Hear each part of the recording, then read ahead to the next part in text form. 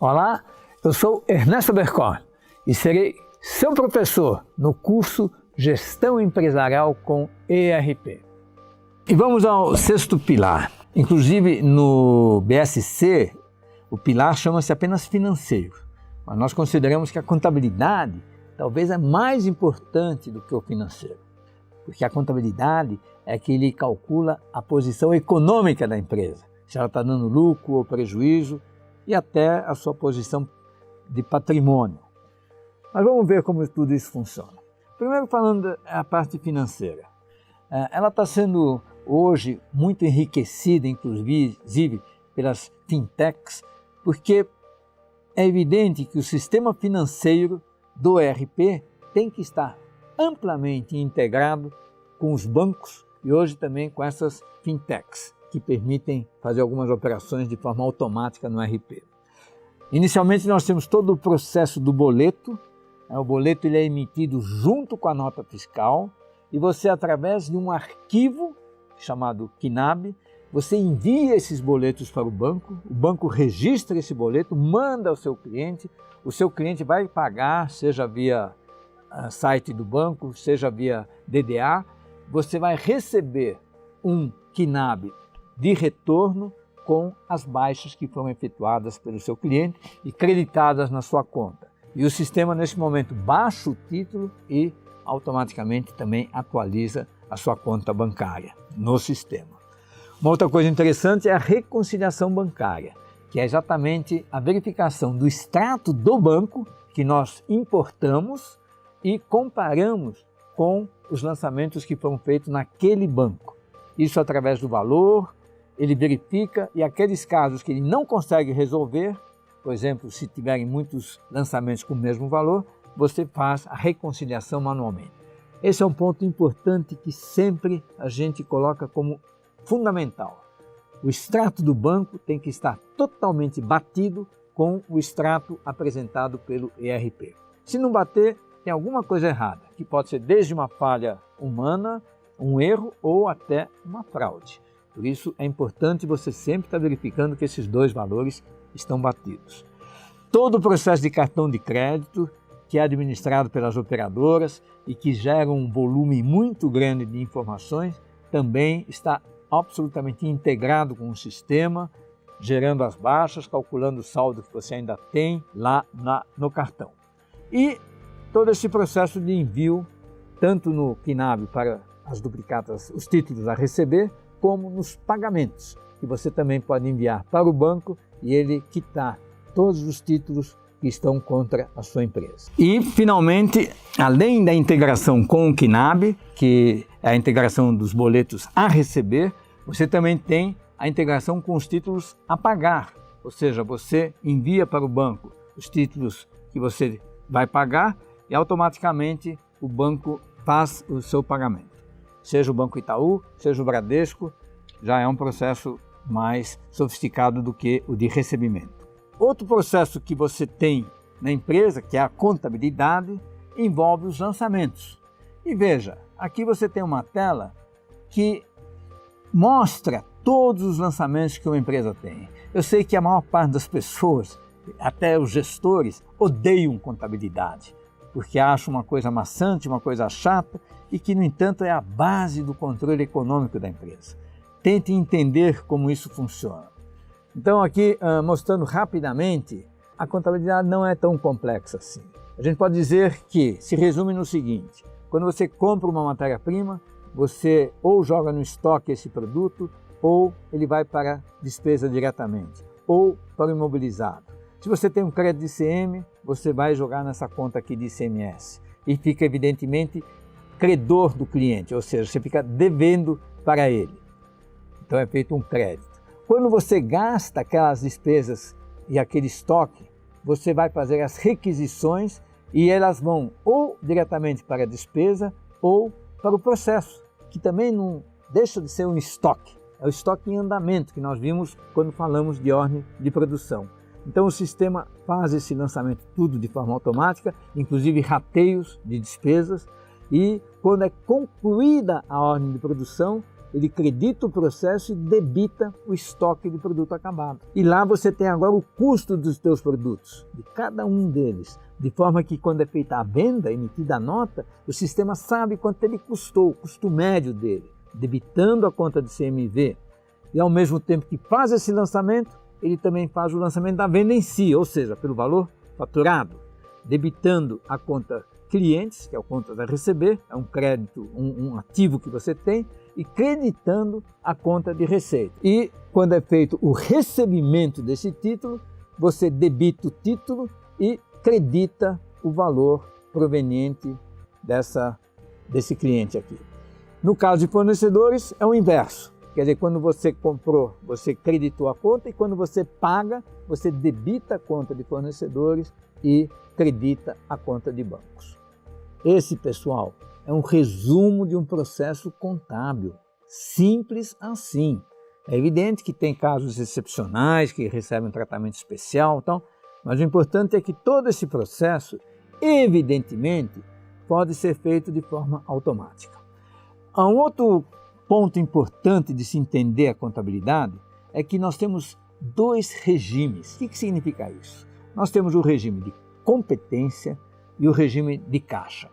O regime de competência é o seguinte: você considera a sua receita e a sua despesa com base na data de emissão das notas. Então, não importa quando você vai pagar aquela nota, o que importa é quando a nota foi emitida. Porque eu tenho casos assim curiosos que o vendedor entra na minha sala 4 vezes para comemorar uma venda. E aí eu penso que ele está vendendo para burro, mas no fundo ele só fez uma venda. Tem uns que consideram a venda quando fechou o negócio. Bateu o martelo, o cara entra na sala e fala, vendi. Aí depois, quando é emitida a nota, o cara fala assim, ó, vendi. Tá vendo a nota? Legal. E também, quando o cliente paga o título, o cara entra na minha sala e fala, sabe esse dinheiro que entrou no caixa? Fui eu que vendi. Eu falei, porra, tá vendendo para burro, já entrou 3 vezes na minha sala. E quando é, por exemplo, uma empresa de serviço, no dia que está sendo realizado o evento, ele entra na minha sala e fala assim, tá vendo esse evento que está sendo feito? Fui eu que vendi. Quer dizer, então, é isso que define essa questão de regime, né? A gente tem que ser coerente. Se você vai definir que todas as suas despesas e receitas são baseadas na data de emissão da nota, é um critério. No fim, todos os critérios batem. É apenas uma questão de tempo. Pode ser que um valor em vez de lançar num mês, o ideal seria ter lançado no outro. Mas num sistema correto, inclusive fiscalmente falando, o correto é lançar pela data de emissão, e é isso que se chama regime de competência, baseado na data de emissão da nota. O regime de caixa é muito usado em empresas pequenas. O que importa é quanto entrou e saiu do bolso. O resto não interessa. Então, se entrou 100 e saiu 80, meu lucro foi 20. É um critério também. No caso do Arepeflex, nós adotamos o regime de competência, mas temos relatório, e aí é que é interessante.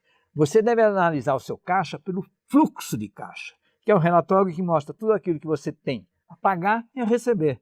E aí sim, você sabe quando vai sobrar a grana, para talvez você investir em algum fundo, ou quando vai faltar grana, quando você então vai ter que recorrer a um banco ou a uma pessoa para resolver o teu problema financeiro. Feito isso, falando mais uma vez da contabilidade, de todo esse processo. Ela, na verdade, contabiliza apenas e tão somente esses tipos de movimentos. Então é fato que tudo isso pode ser resolvido por um programa de computador. Então, as compras, as despesas, as vendas e as receitas, e nós vimos como são lançadas, os pagamentos, os recebimentos, as requisições, a produção, os investimentos, os empréstimos e os lançamentos avulsos você também pode lançar numa tela específica. Vamos ver como tudo isso funciona. Vamos dar uma entradinha no sistema. Primeiro vamos ver, estamos já na tela aqui, esse processo automático de lançamento contábil. É um processo que foi estudado minuciosamente e nessa coluna aqui da esquerda você tem o grupo de contas para os quais os lançamentos são feitos. Então, por exemplo, como é que eu lanço os estoques? Quer dizer, cada produto, quando ele é comprado, em que conta do estoque eu devo lançar?